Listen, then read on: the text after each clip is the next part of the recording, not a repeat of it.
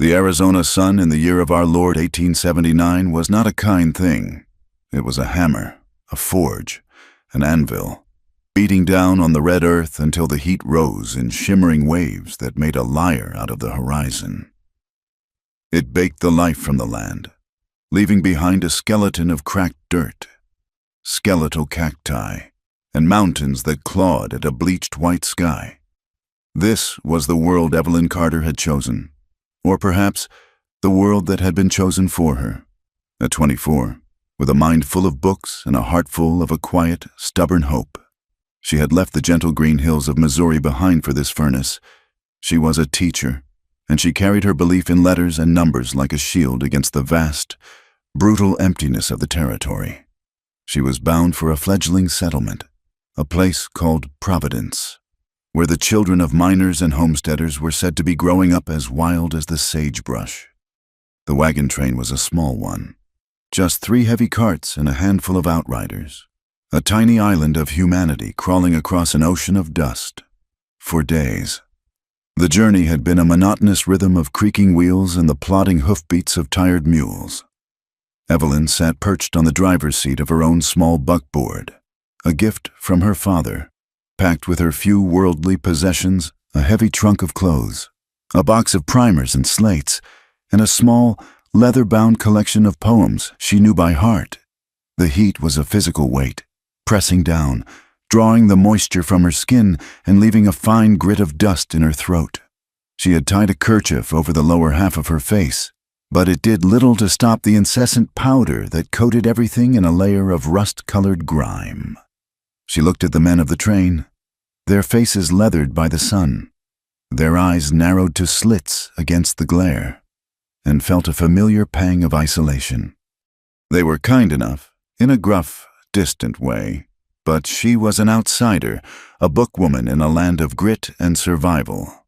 The sky began to change in the late afternoon. The relentless blue faded to a sickly yellow-brown at the edges, a bruise spreading across the heavens. The wind, which had been a hot, steady breath, began to pick up, whipping in erratic gusts that stung the eyes and stole the breath. The lead rider, a man named Silas with a beard stained by tobacco, reined in his horse and squinted at the horizon. He shouted something that the wind tore apart and scattered. The mules grew nervous, their ears twitching, their tails lashing. Evelyn gripped the reins tighter, her knuckles white. The world was darkening, not with the gentle descent of evening, but with an angry, churning gloom. Then the wall of dust hit them. It was not like the dust that had plagued them for weeks. This was a solid thing, a moving mountain of sand and earth that swallowed the light and sound. The world vanished into a maelstrom of roaring wind and stinging grit. Evelyn could see nothing beyond the terrified, wide eyes of her own horse. The air was thick, suffocating, each breath a painful mouthful of dirt. The other wagons, the riders, Silas, they were all gone, erased by the storm. Her horse, a normally placid gelding named Patches, panicked. He screamed, a high, terrified sound that was almost lost in the howl of the wind, and bolted. Evelyn was thrown back against the hard seat. The reins ripped from her hands. She scrambled for purchase, her fingers clawing at the rough wood, but it was no use. Patches was blind with terror, running from the suffocating darkness, from the noise that was like the end of the world. The buckboard bucked and swayed, a rudderless ship in a furious sea. She could feel the ground beneath the wheels becoming uneven, treacherous. There was a sudden, violent lurch as a wheel caught on a rock, followed by the sharp, sickening crack of splintering wood. The world tilted sideways. Evelyn was flung from the seat, her head striking something hard. For a brief, starburst moment of pain, she saw the dark underbelly of the wagon flipping over her before the brown. Swirling chaos gave way to a deeper, more absolute blackness. Consciousness returned not as a rush, but as a slow, painful trickle. The first thing she was aware of was a profound silence. The roaring of the storm had ceased. The world was still. The second was a dull, throbbing ache in her temple. She tried to lift a hand to touch the sore spot, but her limbs felt heavy, disconnected. She managed to peel her eyelids open. The light was dim, filtered. She was not outside. She was lying on a bed of soft furs inside a circular structure made of earth and wood. The air smelled of wood smoke, herbs, and something else, something unfamiliar and deeply human. Panic, cold and sharp, lanced through the fog in her mind. This was not the wagon. This was not Providence. She pushed herself up on her elbows, ignoring the dizzying spin of the room. It was a Hogan. She had seen drawings of them in a book about the territories. She was in a Navajo camp. She scrambled off the furs, her heart hammering against her ribs like a trapped bird. Her dress was torn and filthy, her hair a tangled mess, but she seemed to be otherwise unharmed, save for the lump on her head and a collection of scrapes along her arms. She stumbled toward the covered opening, pushed aside the heavy hide flap, and stepped out into the dying light of the evening. The world outside was alien and terrifying. The storm had passed, leaving the air washed clean and the landscape sculpted anew. The camp was nestled in a small, protected canyon, a collection of hogans scattered amongst the red rock formations. A central fire pit glowed with embers, and the smell of roasting meat now mingled with the wood smoke. But it was the people who made her breath catch in her throat. They were everywhere, their dark eyes turning to fix on her as she emerged. Women stopped their work, their hands still in baskets of corn. Children who had been playing in the dust froze, their laughter dying on their lips. Men, lean and hard-looking, with long black hair tied back, straightened up, their faces unreadable masks. They formed a loose, silent circle around her, their gazes heavy with suspicion, with a deep, ingrained weariness that spoke of long suffering. They did not move toward her, but their stillness was more menacing than any threat. Evelyn stood frozen, a lone, pale figure in a sea of copper skin and dark eyes. Every terrible story she had ever heard about Indian raids, about captives and massacres, flooded her mind. She thought she was going to die, here, in this hidden canyon. Miles from anyone who knew her name, her life would end. She was trembling, a visible tremor that shook her from head to toe, and she wrapped her arms around herself, a useless gesture of self-preservation. The circle of people parted then, making way for a man who walked toward her from the shadows of a large rock outcropping. He was taller than the others, with broad shoulders and a presence that commanded attention without a single word. He moved with a slow, deliberate grace, his moccasins making no sound on the packed earth. He wore simple buckskin leggings and a breechcloth, his chest and arms bare, revealing skin the color of rich earth, laced with the lean muscle of a man who lived a hard life. A long, thin scar, pale against his darker skin, cut a path from the corner of his left eye down across his cheekbone, a permanent mark of violence. But it was his eyes that held her captive. They were as dark and deep as a desert night, and just as cold. They held no pity, no curiosity, only a flat, chilling emptiness that seemed to reflect all the pain the world had to offer. He stopped a few feet from her, his gaze sweeping over her torn dress, her pale, terrified face. The silence stretched, thick and heavy. Evelyn felt a scream building in her throat, a wild, animal sound of pure fear. She had to say something, anything to break the spell, to prove she was not a threat. The words tumbled out of her, a desperate, breathless plea. "I did not mean to crash into your camp." The sound of her own voice, high and thin in the vast quiet, shocked her. The man's expression did not change. Not a flicker of emotion crossed his stoic features. He simply looked at her, the woman who had literally fallen out of the sky and into his world. When he finally spoke, his voice was a low, gravelly rumble, the sound of rocks grinding together deep beneath the earth. The English was perfect, devoid of any accent, which was somehow more unsettling than if he had spoken in his own tongue. "Then you must be the unluckiest woman this side of the canyon." It was not a question.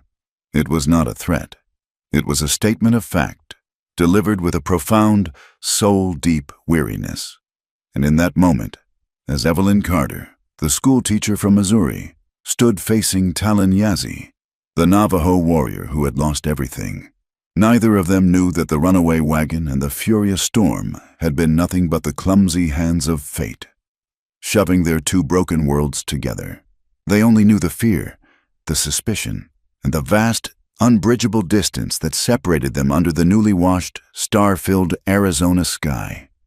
They did not drag her or bind her, but the walk back to the hogan was a journey through 1,000 hostile eyes. The man named Talon walked just behind her, his presence a heavy weight at her back, a silent promise of force should she think of running. She was led back into the dim circular dwelling and the hide flap was dropped, plunging her into near darkness, the only light coming from a small smoke hole in the roof. She sank onto the pile of furs, her legs giving way, and drew her knees to her chest. The fear was a living thing inside her, a cold, coiling serpent in her belly. She was a prisoner. Every shadow seemed to hold a threat, every distant sound from the camp a prelude to violence. Hours passed, or perhaps it was only minutes. Time had lost its shape. The flap was pushed aside, and Talon entered, ducking his tall frame to pass through the low doorway. He carried a clay bowl of water in one hand and a small pouch in the other.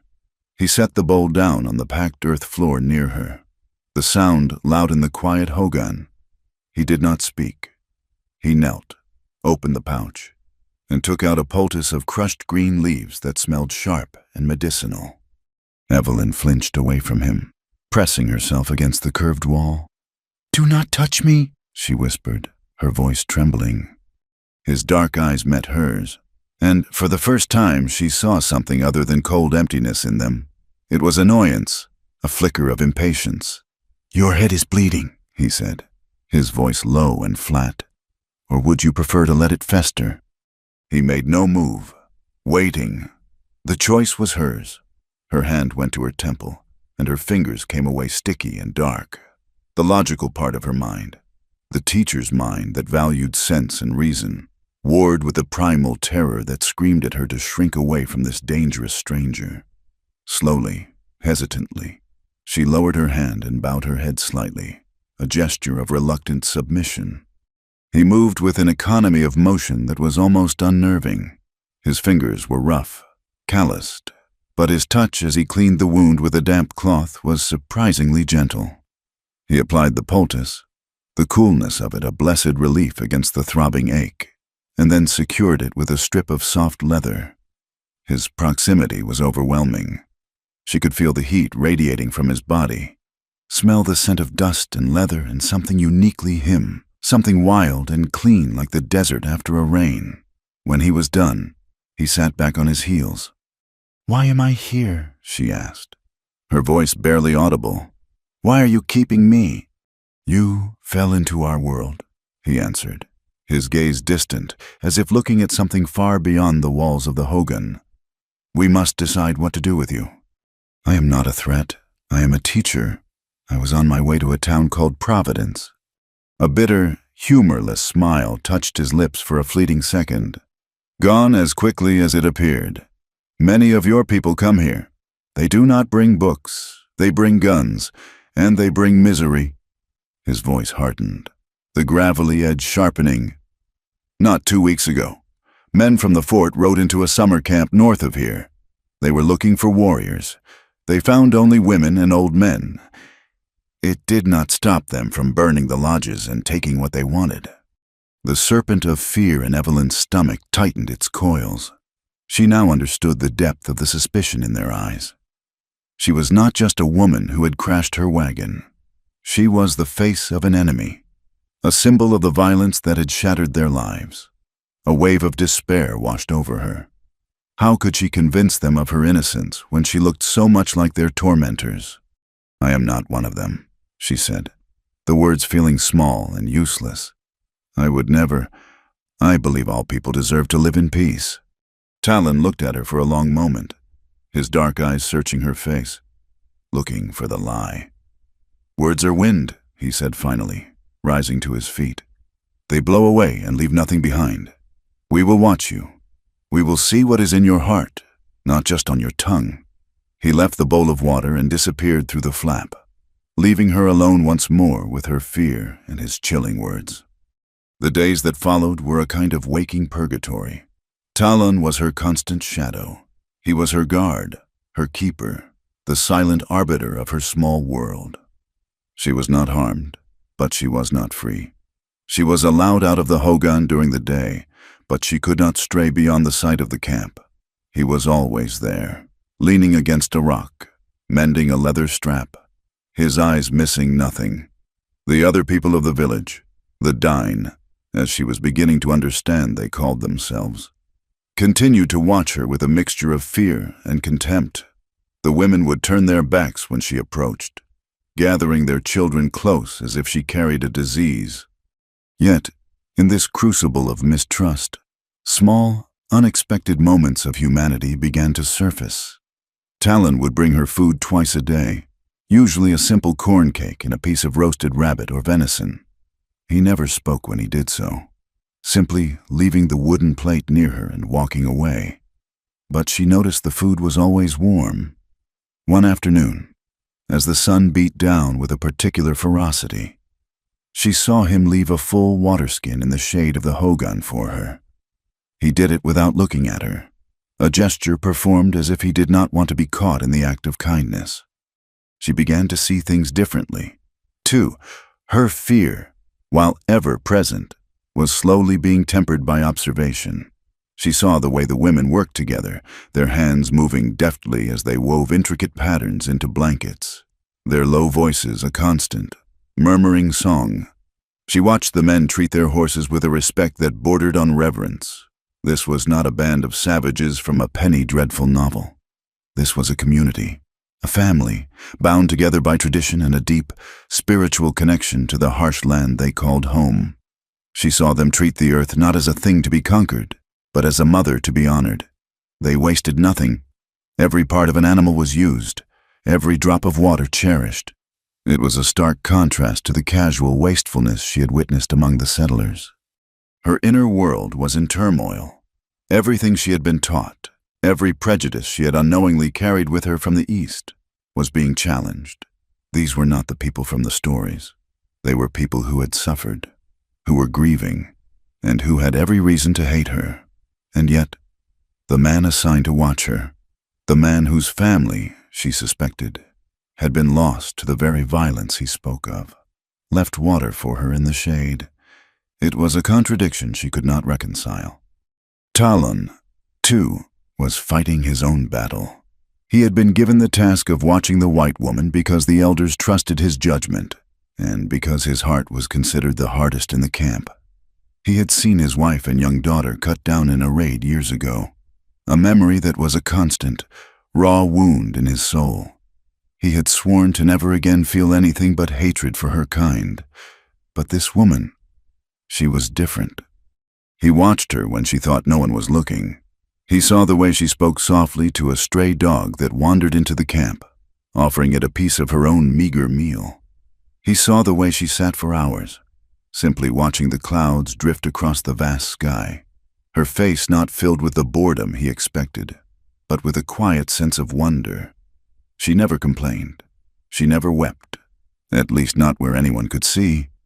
She possessed a strange, quiet strength he had not anticipated. He had expected arrogance, demands, fear that would curdle into shrill hysterics. He found none of it. He found a woman who was terrified. Yes, but who met her terror with a quiet dignity that pricked at the edges of his hardened heart. He was a warrior, trained to see threats, to anticipate danger. And the greatest danger this woman posed, he was beginning to realize, was not to his people, but to the fortress of hate he had built around his own spirit. One evening, as the sky bled into deep purples and oranges, a profound loneliness settled over Evelyn. She missed the green fields of her home, the familiar comfort of her own small room, the weight of a book in her hands. She was an alien in an alien land, and the ache of it was a physical pain. Without thinking, she began to hum, a soft, simple tune her mother used to sing to her when she was a child. a lullaby about fireflies and sleeping meadows. The melody was a fragile thread connecting her to a world that felt a lifetime away. She closed her eyes, and the humming turned into quiet singing, the English words feeling strange and foreign on her tongue in this place. "Hush now, little darling, the sun has gone to sleep." She did not know she had an audience, a few of the camp's children, drawn by the strange, gentle music, had crept near the hogan. They peeked around the corner, their dark, curious eyes wide. They were the same children who had been pulled away from her, who had been taught to fear her. But the song held no threat. It was soft, sad, and beautiful. A little girl, no older than 5, smiled, a flash of white teeth in her dusty face. A boy nudged his friend, and a suppressed giggle broke the evening stillness. From the shadows near the canyon wall, Talon watched. He saw the children, their initial suspicion melting away, replaced by a simple, innocent curiosity. He heard the woman's song, the melody weaving a spell of peace that settled over the tense camp. The notes pierced through the layers of his grief and anger, finding a place deep inside him that he thought had died long ago. He remembered his own little girl, her laughter like the sound of bells. He remembered his wife, singing softly as she ground corn. The song was a painful reminder of all he had lost, but it was also something else. It was a flicker of light in a long, dark night. Seeing the children smile at the sound of her voice, seeing the supposed enemy create a moment of gentle beauty in the heart of his grieving camp. He felt something shift within him. The ice around his heart did not melt, not entirely, but a single, hairline crack appeared, and through it, a dangerous warmth began to seep in. He looked at the woman sitting in the dust, her song a prayer to a home she might never see again. And for the first time, he did not see a white woman. He saw a soul as lost and lonely as his own. The fragile peace Evelyn's song had woven was torn apart by the thunder of a single horse.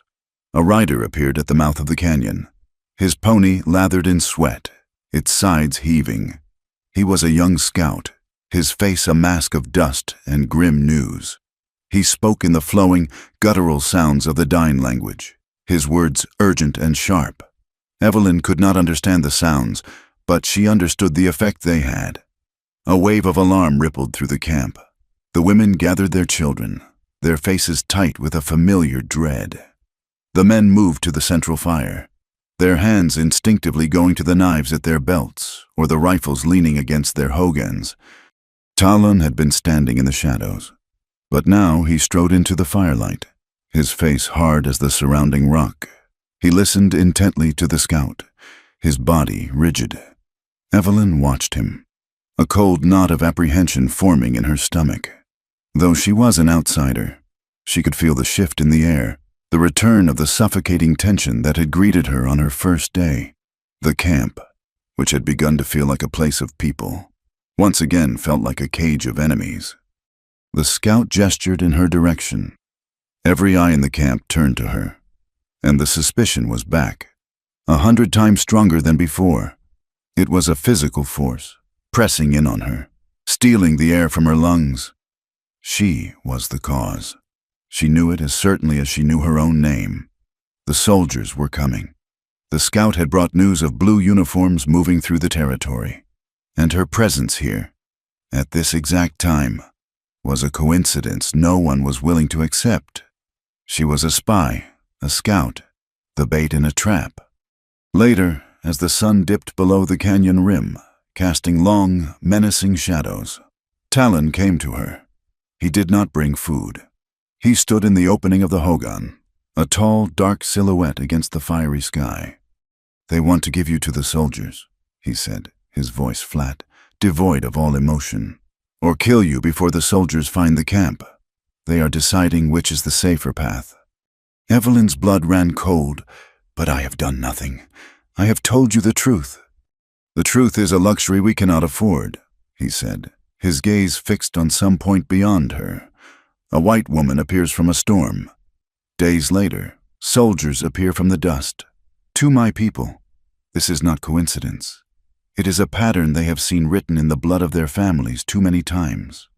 He was turning to leave when an old man, his face a web of deep wrinkles and his hair as white as winter snow, approached the hogan. He walked with the aid of a crooked staff, but his back was straight and his eyes were sharp and intelligent. He was Hastian, the elder of this small band, a man revered for his wisdom and feared for his unyielding will. He ignored Evelyn completely. His eyes fixed on Talon. He spoke in their language, his voice raspy with age but carrying an undeniable authority. Talon answered, his tone respectful but firm. Their exchange was short, but it felt as heavy as a death sentence. Evelyn watched, helpless, as the two men spoke of her fate. She saw the conflict in Talon's jaw, the tight line of his mouth. She saw the intractable certainty in the old chief's eyes. As Hastian turned to leave, he paused and looked at Talon, his gaze softening for a fraction of a second with something that might have been affection, or perhaps pity. He spoke one last time, his voice low. Evelyn did not need to understand the language to feel the power of his words. Then he was gone, a ghost melting back into the twilight. Talon remained for a moment, his back to her. When he finally turned, the emptiness in his eyes seemed vast enough to swallow the entire desert. He was the one who taught me how to track, how to fight, he said, his voice a near whisper. He was like a father to me after mine was gone. What did he say? Evelyn asked, her throat tight. Talon looked at her then, and the coldness in his gaze was a new kind of pain. He reminded me of a lesson he taught me long ago. He paused, and the words fell like stones into the silence. Mercy kills faster than bullets. He left her then, and the weight of the old man's words settled over her. Mercy kills faster than bullets. It was a brutal piece of wisdom, born from a brutal world. To show her mercy, to let her live, could be the act that brought destruction down upon them all. And Talon was standing against that wisdom. He was standing against his own mentor, his own people, to protect her. The realization struck her with the force of a physical blow. She was not just a prisoner he was assigned to guard. She had become his responsibility, his burden, and that burden might cost him his life. Sleep was impossible. Every rustle of the wind, every distant cry of a coyote, sounded like an approaching executioner. She lay on the furs, her mind racing. She could not let Talon suffer for her. She could not be the cause of a rift between him and the people he was sworn to protect. A desperate plan began to form in her mind, a seed of an idea that was both terrifying and necessary. She had to leave. If she disappeared, if she was simply gone, then the threat she posed would be gone with her.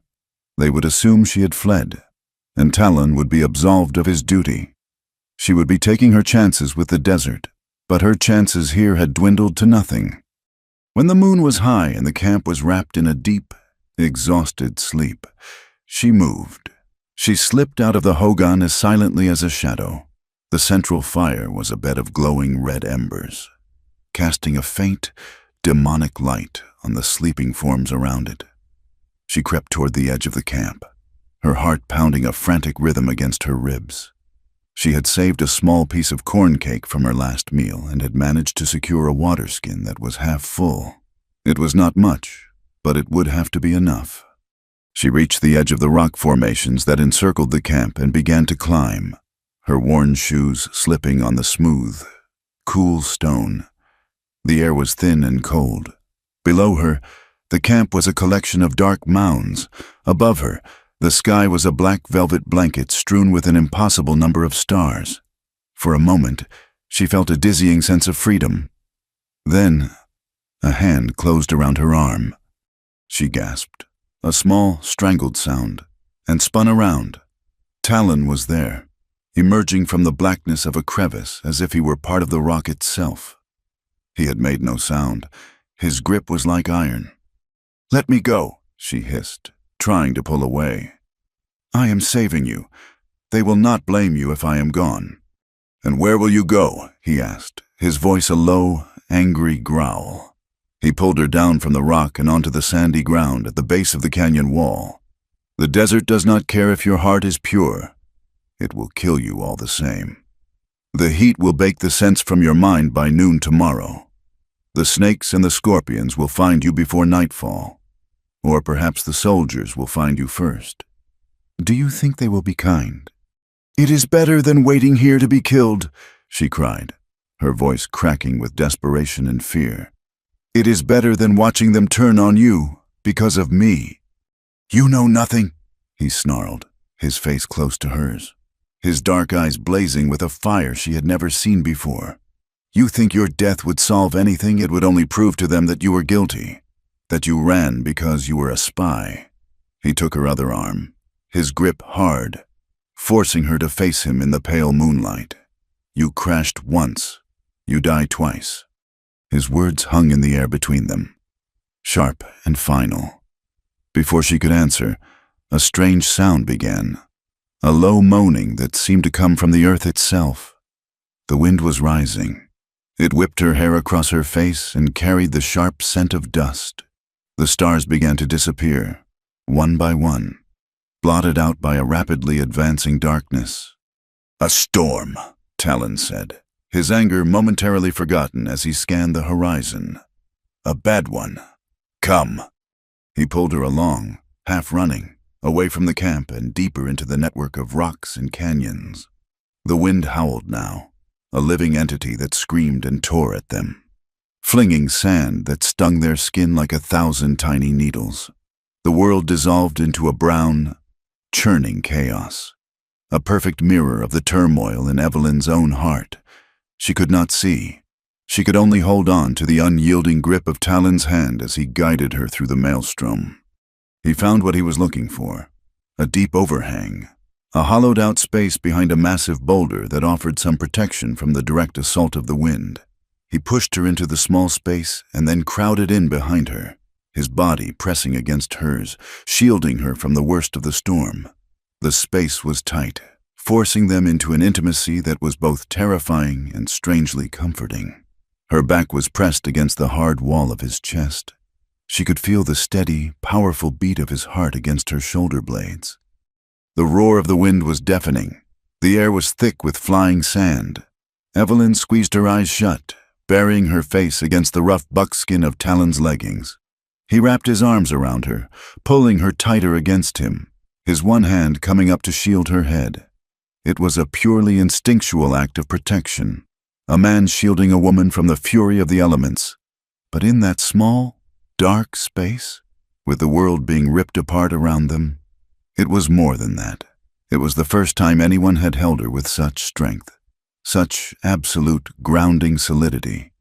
She was a small, fragile thing in his arms, and yet, for the first time since her wagon had crashed, she felt safe. She could feel his breath, hot and quick, against the sensitive skin of her neck as he turned his head to shield his own face from the biting sand. The sensation sent a shiver through her that had nothing to do with the cold, in the midst of chaos and fear. A different kind of storm was raging inside her, a whirlwind of confusion and a strange, undeniable pull toward the man who held her. He was her captor, her enemy, the man whose people wanted her dead, and yet here he was, his body a living shield, his breath a warm promise of life against her skin. The chasm between their two worlds, which had seemed so vast and impossible to cross, suddenly felt no wider than a single, shared breath. As the storm raged, they huddled together, two lost souls clinging to one another in the dark. And they both knew, without a single word being spoken, that nothing would ever be the same again.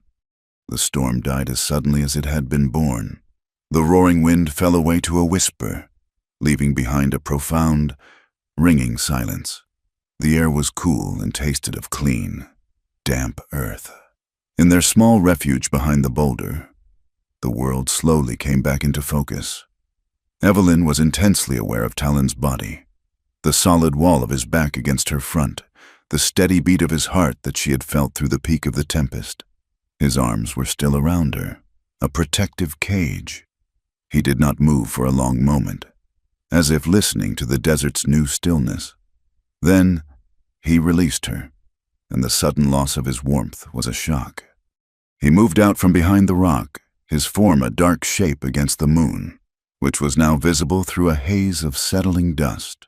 The landscape was transformed, the dunes and drifts of sand sculpted into new, unfamiliar shapes. He looked back at her, his face unreadable in the gloom. He told her they could not go back. The storm would have covered their tracks, but it would not hide them for long. Hastian would send scouts at first light. They needed to find a better place to wait, a place no one would think to look.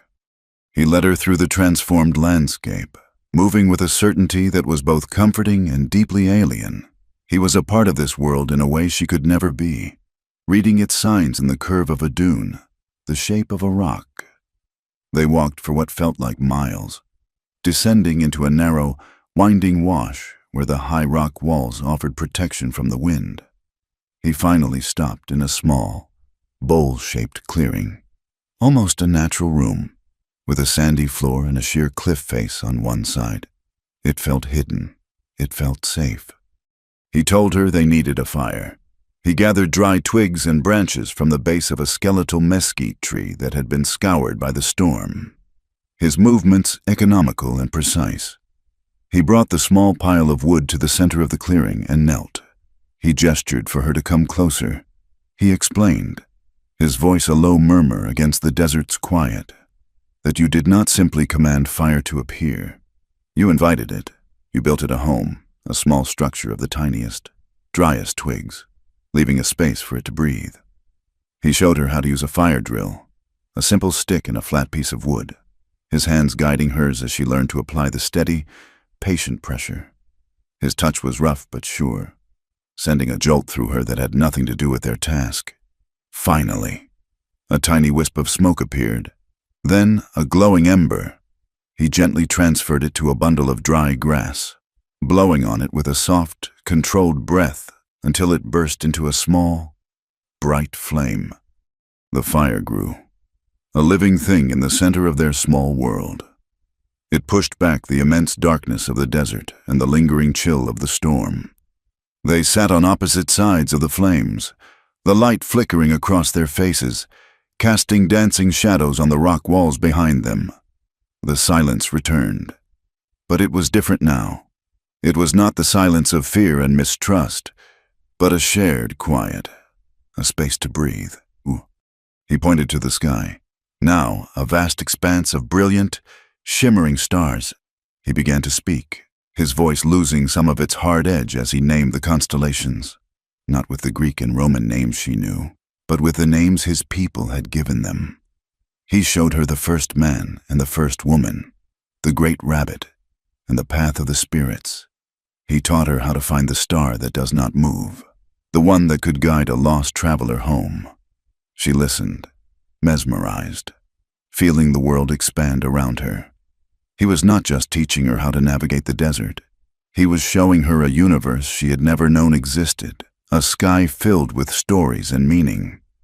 Perhaps it was the warmth of the fire, or the vastness of the sky, but something inside her felt safe enough to unfurl.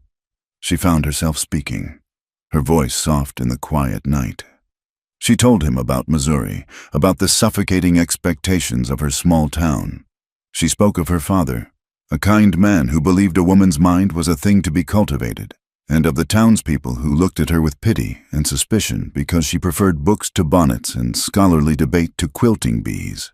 She confessed that she was considered an oddity, a woman too educated for her own good, one who had stubbornly refused two perfectly acceptable offers of marriage, choosing instead to chase a foolish dream of teaching in a wild, untamed land. She had been lonely there, too, an outsider in her own home. He listened without interruption, his dark eyes fixed on her face, reflecting the firelight. When she finished, the silence stretched again, but it was filled with a new understanding.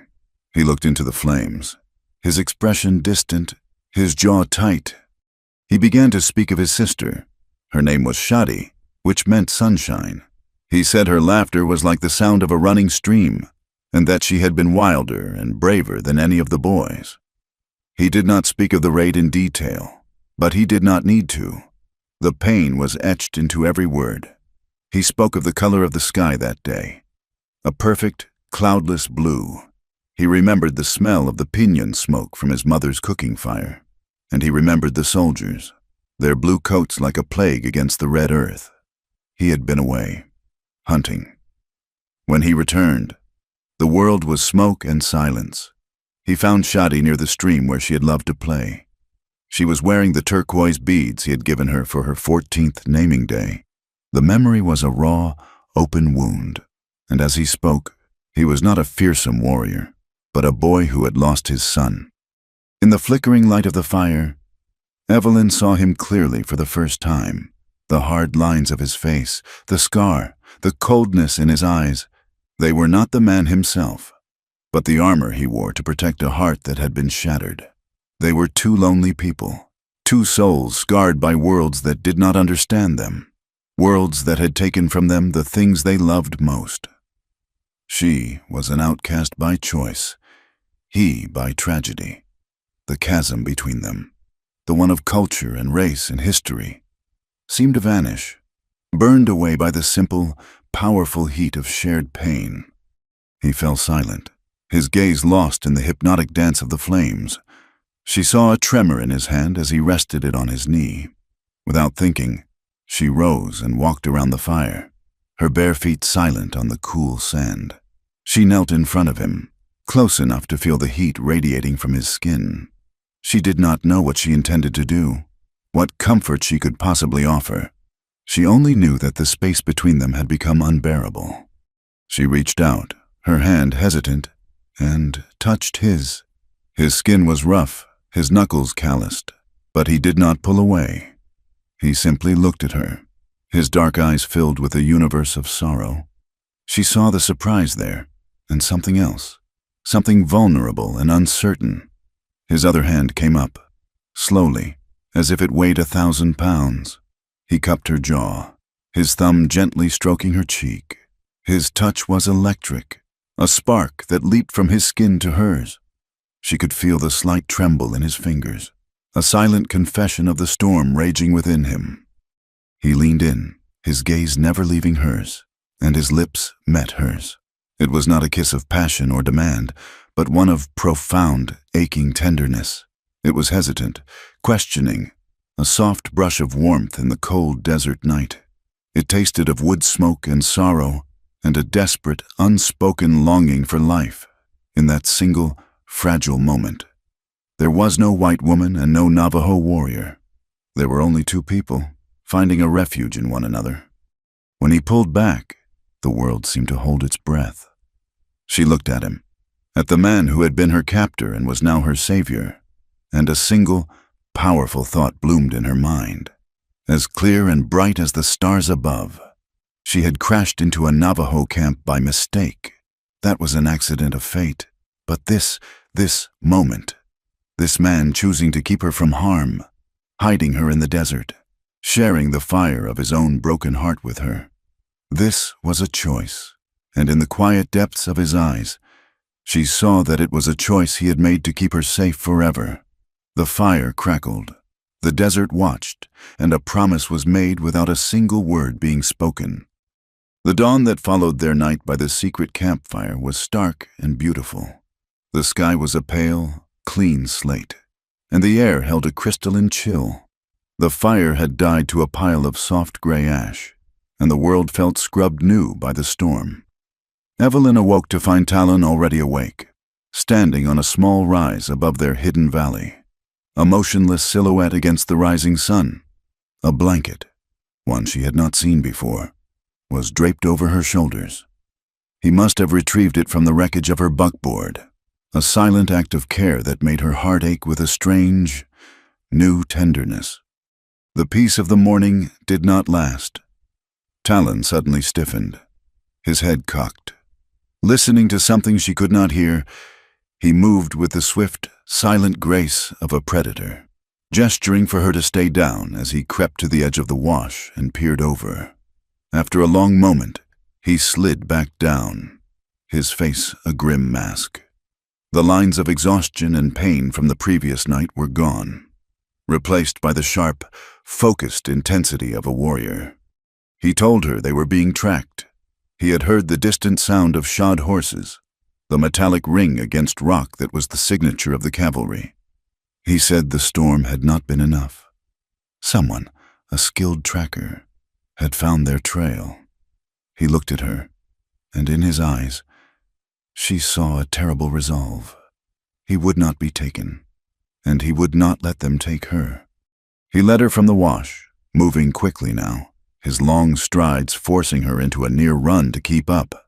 He did not speak, his entire being concentrated on the path ahead, his eyes constantly scanning the rocks and ridges around them. He led her to a hidden box canyon where two small, wiry ponies stood grazing, their coats the color of the dry earth. They were hobbled loosely, left there for an emergency. This was that emergency. As he worked to remove the hobbles, Evelyn looked back the way they had come. On a distant mesa, she saw them, a line of dark figures on horseback, small as insects against the vast landscape, blue uniforms, her breath caught in her throat. Talon saw the direction of her gaze and his jaw tightened. He moved to the ponies, his movement swift and sure. He threw a simple blanket pad over one and helped her mount, his hands strong and firm on her waist as he lifted her. The brief touch sent a wave of heat through her, a startling contrast to the cold fear gripping her heart. As he swung himself onto the other pony, she saw the leader of the patrol more clearly through the clean desert air. He had a spyglass to his eye. He lowered it, and even from this distance, she recognized him. Lieutenant Miller, a man she had met briefly at Fort Defiance, where her wagon train had stopped for supplies. He had been charming on the surface, but his eyes had held a proprietary gleam that had made her skin crawl. He had made it clear he considered a woman with her education and looks wasted on a dusty settlement of miners. He had promised to visit Providence, a promise that had sounded more like a threat. And now, here he was. This was no random patrol. He was hunting for her. Talon saw the look of recognition on her face. He asked her who it was. She told him, her voice a strained whisper. A muscle worked in his jaw. This changed everything. It was no longer a matter of evasion. It was a pursuit led by a man with a personal motive, a man who would not give up easily. They rode hard. The small ponies surprisingly swift and sure-footed, navigating the treacherous terrain with an instinct that left Evelyn breathless. But the soldiers had larger, stronger horses, and they were gaining. The distant pop of a rifle shot echoed through the canyon, the bullet whining off a rock far to their left. Talon made a decision. He reined in his pony in the shadow of a tall spire of rock and slid to the ground. He pulled a revolver from a leather holster tucked into his waistband, a weapon she had not known he carried. It was old, the metal worn smooth with use. He pressed the heavy gun into her hand, closing her trembling fingers around the grip.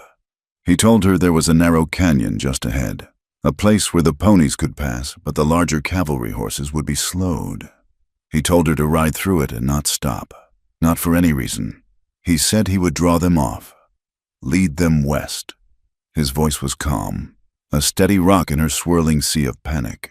But she saw the truth in his eyes. It was a suicide mission. He was sacrificing himself for her. "No," she said, shaking her head, trying to give the gun back. "I will not leave you." "You will," he said, his voice hard, his fingers pressing hers firmly against the cold metal of the revolver. "You will ride, and you will not look back. It is the only way." He looked at her then, his eyes burning into hers. And for a second, the warrior fell away, and she saw only the man who had shared his fire, his stories, his soul with her. "Live, Evelyn," he whispered, the sound a raw prayer.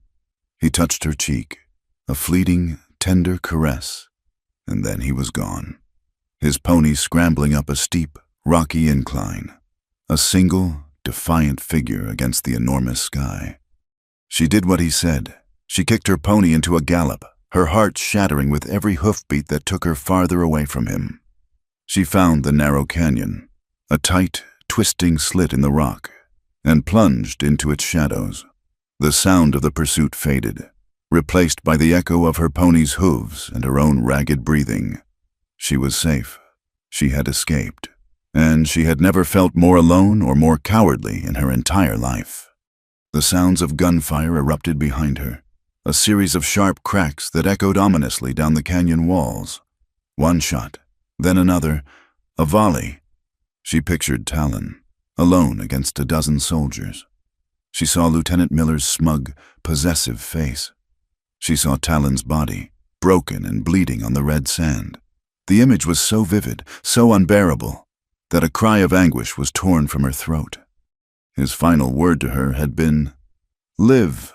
But what kind of life would it be, bought at the cost of a life of guilt, of looking over her shoulder, of remembering the man who had shown her a universe in the stars and then died for her? No, she could not do it. Mercy kills faster than bullets. Hastian had said, but a life without honor, a life bought with cowardice, was not mercy. It was its own kind of death. She reined in the pony so hard it reared, its whinny of protest a shrill cry in the narrow space.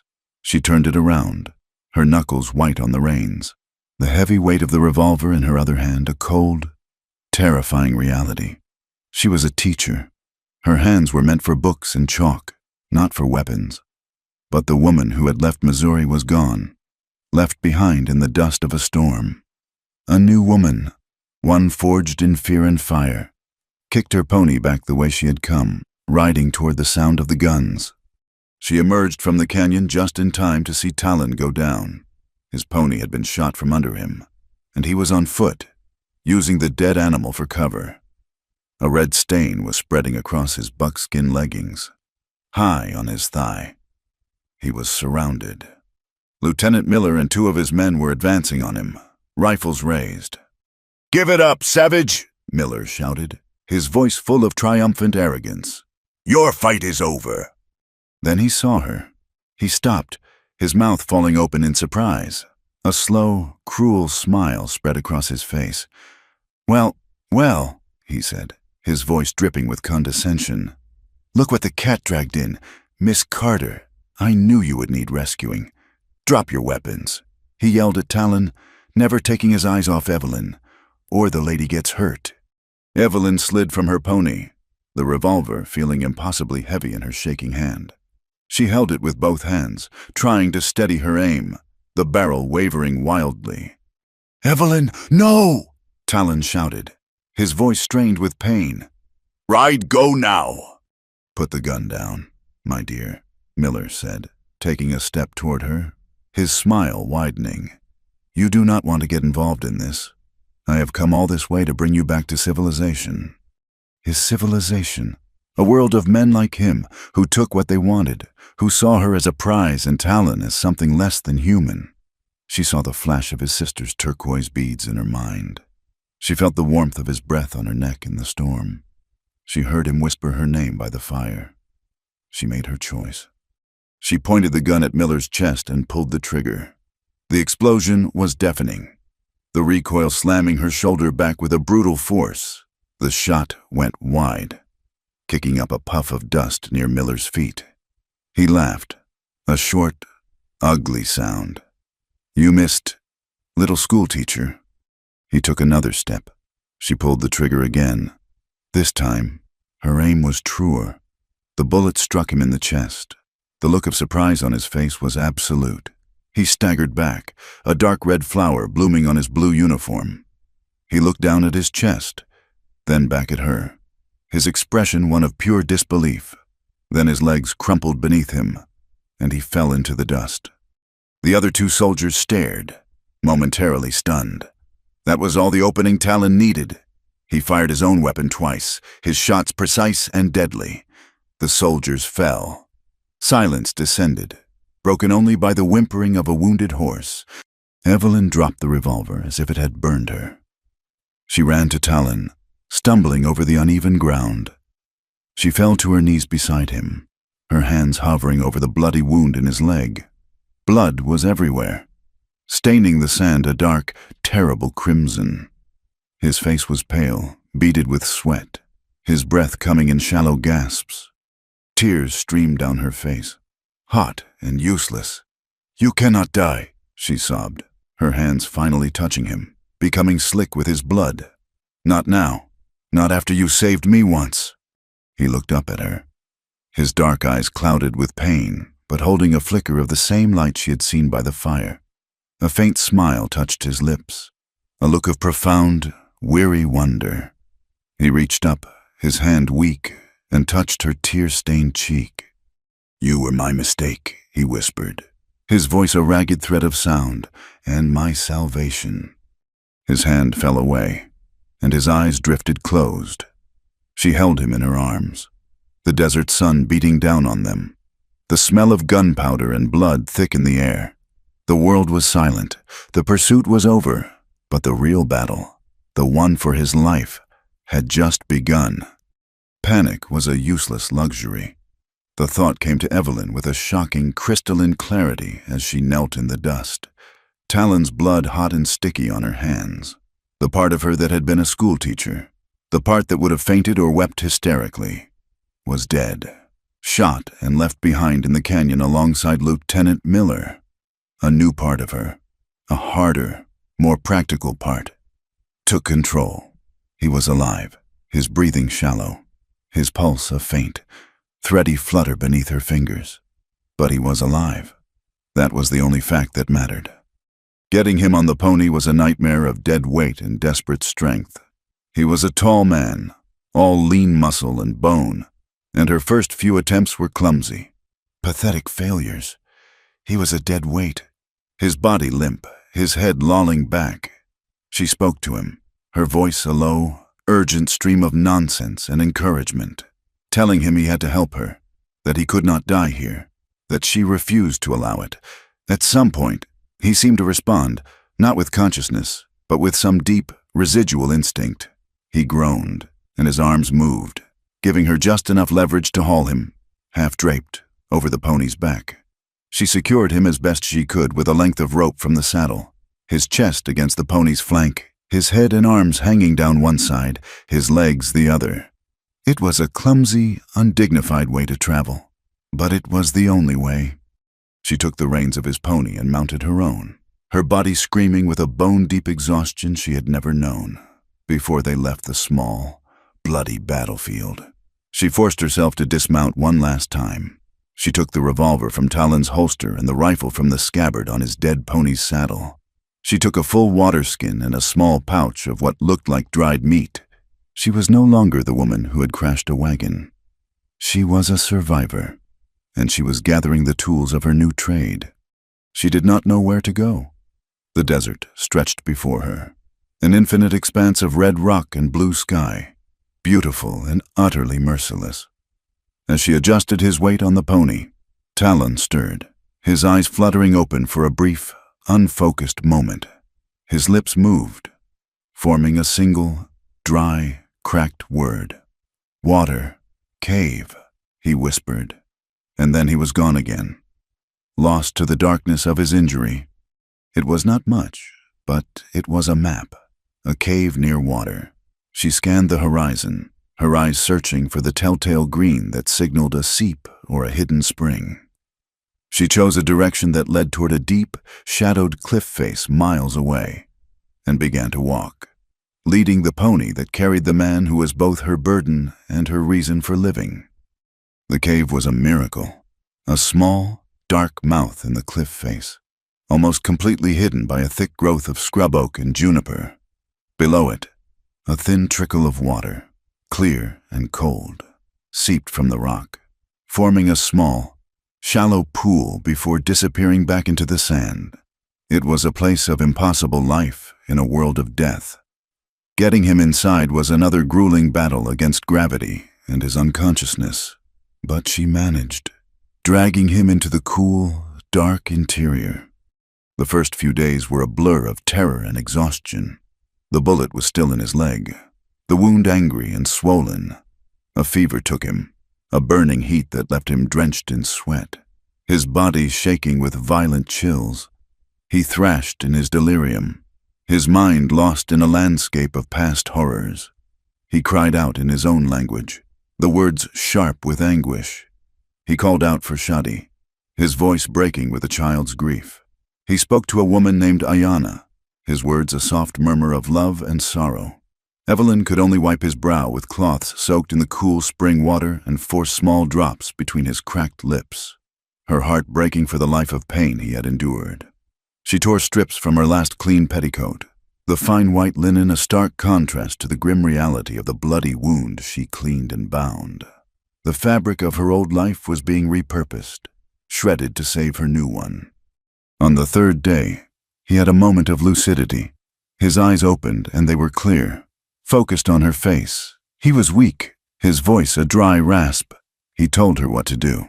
He described a plant with broad, gray-green leaves and a small, purple flower. He said to crush the leaves into a paste and bind it to the wound to draw out the fire. He told her to boil the root and make him drink the bitter tea to fight the fever from within. She listened, memorizing every detail, then went out into the harsh sunlight, searching. She found the plant growing in the shade of a rock, just as he had said. For the first time, she felt a flicker of hope. She was not helpless. She was his hands, his feet, his will to survive. They fell into a rhythm. She tended the wound, forced the bitter tea down his throat, and kept watch. He drifted in and out of the fevered darkness, but in his clear moments, he taught her. He showed her how to make a simple snare from a bit of sinew, and on the 5th day, she caught a rabbit. She cooked it over a small, smokeless fire he taught her to build in the back of the cave. The smell of the roasting meat, the most triumphant scent she had ever known. She had provided. She had sustained them. The law school teacher had become a hunter. The fever, however, would not break. The wound was poisoned by the lead inside him. On the evening of the 7th day, he was lucid again, his eyes sharp with a terrible clarity. He looked at the swollen, discolored flesh of his thigh, and then at her. He said the bullet had to come out. He told her to take his knife and hold the blade in the fire until it glowed. He told her where to cut. She recoiled, her stomach turning. "I cannot," she whispered, shaking her head. "I am not a doctor. I will kill you." "The fever will kill me if you do not," he said, his voice quiet, but with an edge of steel that left no room for argument. "I have trusted you this far. Evelyn, trust me now." She looked at him, at the absolute faith in his eyes, and knew she had no choice. She did as he instructed, her hands shaking so badly she could barely hold the knife. He gave her a piece of leather to bite down on. He watched her, his eyes never leaving hers, as she knelt beside him, the firelight glinting on the heated blade. She took a deep breath, said a silent prayer, and made the cut. He did not scream. A low, guttural groan was torn from his throat, and his body arched in agony. But he did not scream. Probing for the bullet was a blind, fumbling, horrific process. Her hands were covered in his blood, her tears blurring her vision. Finally, her fingers felt the small, hard lump of lead. She worked it loose, her entire being focused on that single, terrible task. When it was finally out, a misshapen piece of metal that had caused so much pain, she nearly collapsed with relief. She cleaned the wound as best she could, packed it with a fresh poultice of the gray-green leaves, and bound it tightly. He had passed out from the pain. She sat by his side all night, watching, waiting, praying. Toward morning, the fever broke, the shaking stopped, and his skin, which had been burning hot, was cool and damp. He slept a deep, natural sleep for the first time in a week. When he finally awoke in the late afternoon, his eyes were clear, and the first thing he did was ask for water. His recovery was slow, but it was steady. The days in the cave became their own small lifetime, a world unto itself. The hard shell he had built around himself began to crack and fall away, replaced by a gentle, weary humor. She would be changing his bandage, her touch now practiced and sure, and he would watch her with a look of mock seriousness. One afternoon, as she was telling him about a particularly stubborn rabbit that had evaded her snares for 2 days straight, he began to tell her, in painstaking detail, a better way to place the sticks. He went on and on, his voice still weak but full of instruction. She looked at him, a small smile playing on her lips. "You talk too much for a dying man," she said softly. He stopped, a flicker of surprise in his eyes, followed by a slow, genuine smile that transformed his face, erasing the years of hardship and grief. It was the first time she had seen him truly smile, and it was a revelation. "You love me too much to let me die," he replied, his voice a low murmur. The words hung in the air of the small cave. Simple, true, and more powerful than any formal declaration. She did not answer. She could not, but her heart gave a silent, resounding yes. He began to teach her more, not just about survival, but about his world. He taught her the names of the plants and their uses, the language of the birds, the stories written in the stars he had pointed out to her before. He was giving her his world, piece by piece. In turn, she spoke of her books, of poetry and history, of a world of ideas and ordered thought that was as alien to him as his was to her. They were two different languages, two different worlds, but they found a common ground in the simple act of sharing. He was healing, and so was she. The guilt of taking a life had not vanished, but it had settled, transformed into a fierce, unwavering resolve to protect the life she had saved. She had been a lost girl, a stranger in a strange land. Now, she was a woman who knew the taste of rabbit cooked over her own fire, the feel of a gun in her hand, and the incomparable value of a single human life. Talon, too, was changing. As his body healed, his spirit seemed to mend as well. The ghosts of his past still visited him. She knew, but they no longer consumed him. He began to speak of the future, not with the bleak finality of a man who had accepted his fate, but with a new, hesitant note of possibility. He would watch her as she moved about the cave, her brow furrowed in concentration as she stitched a tear in his leggings with a bone needle and sinew, and a look of profound wonder would fill his eyes. She was his salvation, he had said in his pain, and now, in the quiet, sunlit days of his healing, he was beginning to understand the truth of those words. She was not a reminder of the white world that had destroyed his family. She was hope. She was a new beginning. She was the future he had never believed he would have. A year can be a lifetime. It can be long enough for a deep wound to scar over, for a memory to soften from a sharp edge to a dull ache, and for two disparate lives to weave themselves into a single, inseparable thread. 1 year after they had walked out of the desert, Evelyn and Talon had found a place for themselves on the sun-baked borderlands of the New Mexico territory. It was a place that belonged to no one and everyone, a dusty, forgotten corner of the world where the authority of the distant government was a rumor and a man's only law was his own will and the piece of iron on his hip. They had built their life on a small patch of land a mile outside a town called Redemption. The name was a bitter irony, for the town offered little of it. It was a hard-scrabble collection of adobe buildings and false-front saloons, populated by miners with more hope than luck, failed ranchers, and a handful of merchants who grew rich on the desperation of others. Near their land was a small, scattered settlement of Diné, families who had refused to be driven onto the reservations, clinging to their ancestral lands with a quiet, stubborn tenacity. It was a place between worlds, and so it was the only place they could be. Their home was a small, sturdy adobe structure they had built with their own hands, the thick walls cool in the brutal summer and warm in the sharp winter. Beside it stood another, longer building, its single room filled with rough-hewn benches, a large slate on one wall, and the constant, hopeful smell of chalk dust and earnest, young minds at work. This was their school. It had been Evelyn's idea, born from the unquenchable fire of her original purpose, but it had become Talon's as well. A year of peace, of waking each morning to the quiet certainty of her presence beside him, had worked a slow alchemy on his soul. The ghosts of his past had not vanished, but they no longer held him in their icy grip. He saw in the faces of the Daini children a reflection of the sister he had lost, And in that reflection, he found a new purpose to ensure they would not be lost as well. He wanted them to have the tools to navigate the treacherous world the white man was building around them. But he also wanted them to remember the strength of their own.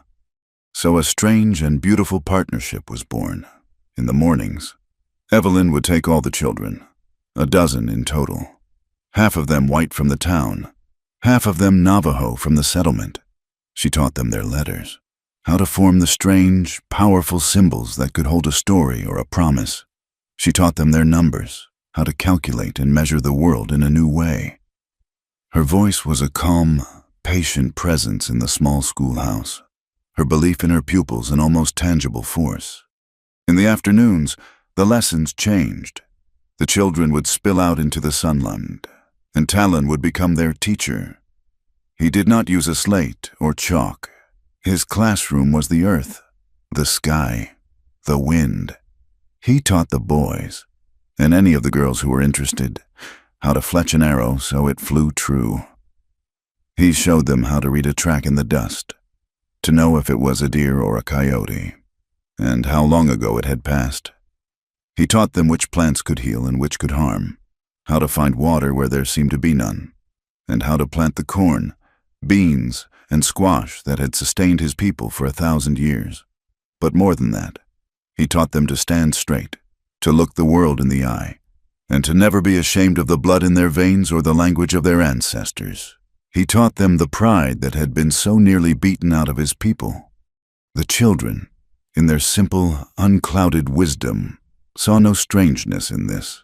They learned to write their name in English and to greet the morning sun in Dine.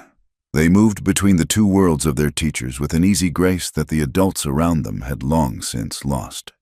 A miner's son would watch, rapt, as Talon showed a Navajo girl how to start a fire with a hand drill. A Navajo boy would laboriously help a merchant's daughter sound out a difficult word from a primer. In the small, dusty patch of land they called their school, a new world was being tentatively, bravely, born. The town of Redemption, however, was not so accepting. When Evelyn and Talon rode in for supplies, a hush would fall over the main street. Conversations would stop. Men would turn their heads slowly, their eyes filled with a mixture of curiosity, contempt, and a crude, unspoken speculation. The women were worse. They would pull their children closer, their faces pinched with disapproval, whispering behind their hands as the strange couple passed. Evelyn was a pariah, a white woman who had willingly chosen a life with a savage. Talon was a threat, an Indian who did not know his place, who walked with a confidence that they found deeply unsettling. They endured it with a quiet dignity that only seemed to infuriate the townspeople more. Talon's face would become a mask of stone, his eyes looking straight ahead, his hand never far from the knife at his belt. Evelyn would lift her chin a little higher, her gaze calm and direct, refusing to be shamed. They were an island, their love and their purpose the only solid ground in a hostile sea. The hostility, which had been a thing of whispers and stares, finally took a more solid form. They awoke one morning to find it, the simple wooden sign that hung over the schoolhouse door, which had read Redemption School, had been defaced. Someone had come in the night. With a bucket of thick, black paint, the old name was obliterated. In its place, in crude, dripping letters, were 2 words half-breed school. Evelyn stared at it, the single ugliest word she had ever known searing itself into her mind. It was a word meant to wound, to diminish, to erase. It was a brand, a mark of shame. She felt a hot flush of anger, followed by a cold, sickening wave of despair. They had worked so hard to build something good, something pure, and with a few strokes of a brush, it had been sullied, defined by the very hatred they were trying to overcome. Talon came to stand beside her, his body rigid. He looked at the sign, then at her face. He saw the pain in her eyes, and a low, dangerous growl rumbled deep in his chest. His hand went to his knife, his knuckles white. He said he would go into the town. He said he would find the men who did this. He said he would make them pay. Evelyn put a hand on his arm, her touch a gentle restraint. "No," she said, her voice quiet but firm. "That is what they want. They want you to be the savage they imagine you are. They want to be able to say they were right about you." "And we will do nothing he asked," his voice raw with a tightly controlled rage. "We will let them name our home. We will let them throw their filth on what we have built." "We will not do nothing," she said, her eyes lifting from the sign to meet his. A new light was dawning in them, a spark of the same fierce resolve she had felt when she had turned her pony around in the canyon. "We will not fight them with knives or fists. We will fight them with this." She held up her hands, her fingers smudged with chalk dust from the previous day's lessons. She walked back into their home and returned a moment later with a piece of clean white chalk. The children had begun to arrive, their bright, curious faces turning from the sign to their teachers, a silent question in their eyes. They could feel the tension, the wrongness of the morning. Evelyn walked to the schoolhouse door and stood before the sign. She did not try to wipe away the ugly black paint. That would be impossible. The stain was too deep, the wood too porous. The slur was a part of their story now. To erase it would be to lie. Instead, with a steady hand, she reached up. The white chalk was a stark contrast to the black paint, in clean, clear, beautiful script. The kind she used to teach the children their letters. She wrote above the hateful words. She did not cross them out. She added to them. When she was finished, the sign read differently. It no longer said half-breed school. It said school for the brave. She stepped back, her work complete. The children stared, their young minds slowly piecing together the meaning. A small, tow-headed boy, the son of a miner, looked at the Navajo girl standing next to him, and a slow, shy smile spread across his face. Talon looked at the sign, then at Evelyn. He looked at her small, determined frame, at the chalk dust on her fingers, at the unwavering courage in her eyes. The rage in his heart subsided, replaced by a wave of awe and a love so profound it almost brought him to his knees. She had taken their ugliest wound and turned it into a badge of honor. She had not erased their challenge. She had answered it. She had turned an act of hatred into a declaration of purpose. He came and stood beside her, his shoulder brushing against hers. He did not need to speak. She felt his pride, his love, his absolute solidarity in the solid warmth of his presence. They stood there together, the two of them, watching the sun rise higher in the sky, its light falling on the new sign. They had created more than a school. They had created a sanctuary, a place where the simple act of learning together was a quiet, powerful rebellion, and where love itself had become the most resilient and defiant form of resistance. The years fell away like leaves in an autumn wind, each one leaving its mark, softening the landscape of their lives, deepening the roots of the strange and beautiful thing they had planted in the desert. More than 2 decades had passed since Evelyn had written on the schoolhouse sign. The black paint of the slur had long since faded under the relentless New Mexico sun. But the brave white letters of her reply had been carefully repainted, year after year, a permanent declaration. The school for the brave had not just survived, it had thrived. The single adobe building now had a wing, and the sound of children's laughter was a constant music on the breeze. The town of Redemption had not transformed into a paradise of tolerance, but the hard edges of its prejudice had been worn down by the steady, gentle pressure of time and the undeniable evidence of the children who grew up in the school. They grew up learning 2 languages, 2 histories, and one fundamental truth that a person's worth was measured by the strength of their heart, not the color of their skin. Evelyn was older now. The Missouri girl was a distant memory, a faded photograph of a person she had once been. Her hair was more silver than brown, pulled back in the same simple knot, and fine lines crinkled around her eyes, etched there by years of laughter, sorrow, and squinting into the brilliant sun. She sat on a stool in the middle of the schoolroom, a circle of young faces looking up at her, their expressions a mixture of awe and rapt attention. They were the children of her first students, a new generation learning the story that had become the founding myth of this small, unlikely community. Her voice, softer now but still clear and steady, filled the quiet room. The world was all dust and fury. She began, her eyes looking past the children, seeing a red swirling world from a lifetime ago. My horse was blind with terror, and my wagon, which held everything I owned, was tossed about like a toy. When I awoke, I was surrounded.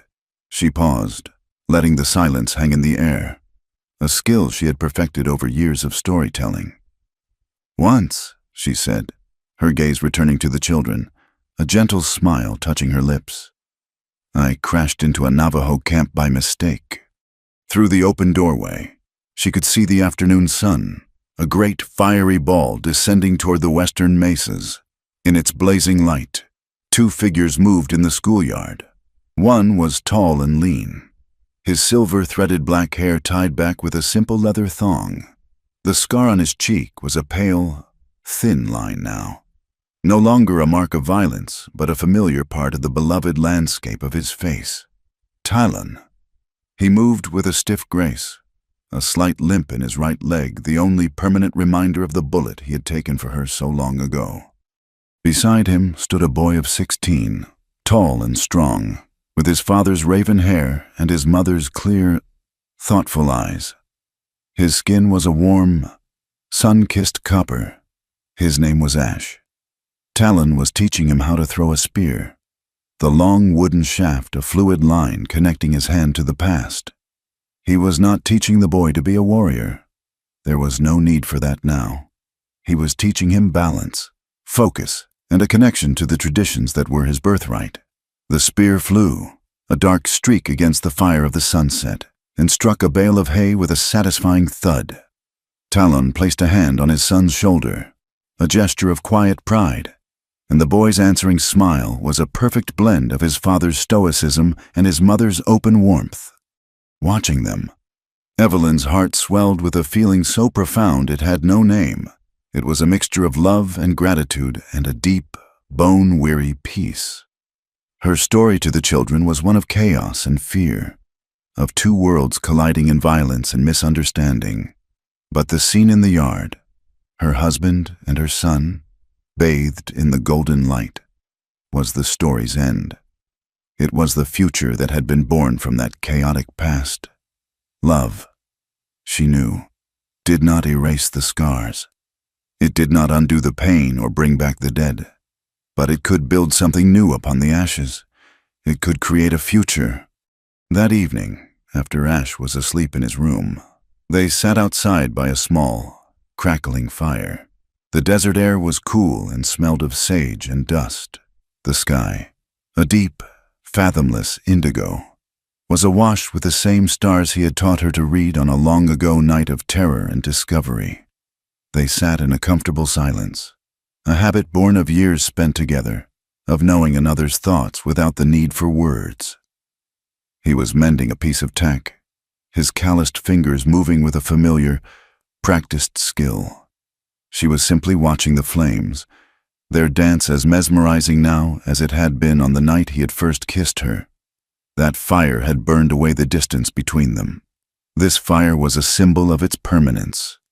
She thought of the promise he had made her, not with words, but with a choice, the choice to stand against his own people, to lead her into the desert, to shield her body with his own in the storm, to take a bullet meant for the world she represented. It had been a promise renewed every day since, in 1,000 small ways, in the safety of his arms at night, in the pride in his eyes when he watched her teach, in the gentle way he touched her face. "You kept your promise," she whispered, her voice barely disturbing the quiet of the night. He looked up from his work, his dark eyes soft in the firelight. He did not ask what promise she meant. He did not need to. He knew. She reached out and laid her hand on his, the skin of her hand softer now, but still strong. "You kept me safe forever." He turned his hand over and laced his fingers through hers, his grip warm and sure. He looked at her, at the woman who had fallen into his life from a whirlwind of dust, the woman who had been his captive, his patient, his partner, his salvation. He saw the girl from Missouri and the survivor from the desert, the teacher and the mother of his son, all held within the beautiful, aging face he loved more than his own life. He brought her hand to his lips and kissed her weathered knuckles. He did not need to speak. His answer was in his touch, in his eyes, in the steady, reassuring presence of his love that had been her anchor for all these years. Under the vast, silent bowl of the western sky, the two people who had once been lost had found something rarer than the gold the miners searched for, more precious than the water they fought over. They had found redemption, not in a town's name, but in each other. The small fire burned brightly between them, a defiant and enduring flame, casting its warm and steady light out into the great, beautiful, and wild darkness. Thank you for joining us on this journey. We would love for you to comment with where you are listening from to connect with one another, and invite you to subscribe to our channel Wild West Tales, like the video, and press the hype button to help share this story with more listeners.